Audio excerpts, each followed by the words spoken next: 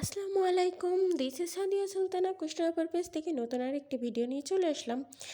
এই তো দেখছেন, এটা হলো বারগাঁথা তীরমণি বাইপাস মোড়, এই গোলচত্বর। আর আমরা চলে যাচ্ছি কিন্তু খেজুরের রস খাইতে বাইপাস ধরে। এই যে গাড়ি চলছে, যাইতে যাইতে চলে আসলাম খেজুরের রস খাওয়ার স্থানে। এখন এই স্থানটা অনেক জনপ্রিয় এবং সব কন্টেন্ট ক্রিয়েটার কাছে মুখে মুখে পরিচিত। যাই হোক, এটাও হলো বাইপাসের পশ্চিম পাশে অবস্থিত, বটতল থেকে একটুখানি দূরে।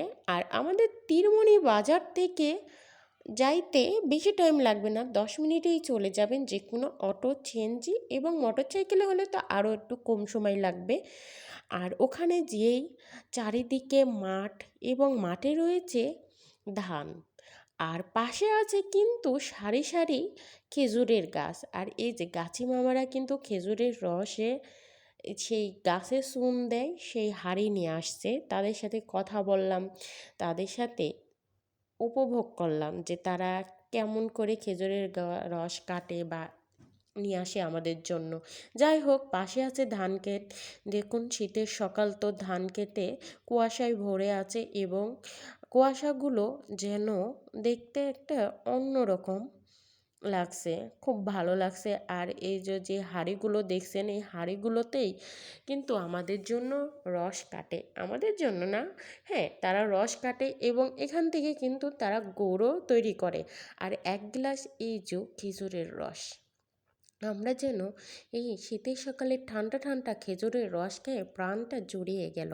হ্যাঁ, এই যে গাছ এবং খেজুরের পাতা একসঙ্গে ধরেছে, আর এই যে গাছি মামা খেজুরের রস নিয়ে আসছে, তাই তাকে একটু ভিডিও ক্লিপে নিলাম। আর কত সুন্দর পথ, দুধারে খেজুর গাছ, মাঝখান দিয়ে মেঠো পথ, গ্রামের এক অন্যরকম এক সৌন্দর্য। আমি এই জায়গায় ছোট্ট করে ক্লিপ নিলাম। আর এই যে তারা কিন্তু এখানে খেজুরের গুড় বানিয়ে রাখছে, তারা খেজুরের রসটা জাল দিয়ে খেজুরের গুড় তৈরি করে। আর সেটা থেকে আমরা কিন্তু পিঠাপুলি বানিয়ে খাই।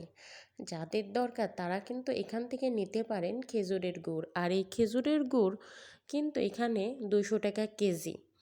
যাই হোক, আমি কিন্তু রসটাই খাইলাম আর উপভোগ করলাম। আমার সাথে কিন্তু আছে আপনাদের জনপ্রিয় আরও কন্টেন্ট ক্রিয়েটর আরেকটা সাজিয়া আক্তার, সেও কিন্তু চলে গিয়েছিল। আমরা দিনটা অন্যরকম অনুভব করলাম। যাই হোক, যে যেখান থেকে আমার ব্লগটা ধৈর্য সহকারে দেখছেন, সবাই ভালো থাকবেন, সুস্থ থাকবেন। ফেসবুক পেজ থেকে দেখলে লাইক কমেন্ট শেয়ার করে পাশে থাকবেন এবং ইউটিউব চ্যানেল থেকে দেখলে আমার চ্যানেলটা সাবস্ক্রাইবার করে দেবেন। সবার জন্য রইল শুভকামনা এবং আল্লাহ হাফেজ, ভালো থাকবেন, সুস্থ থাকবেন।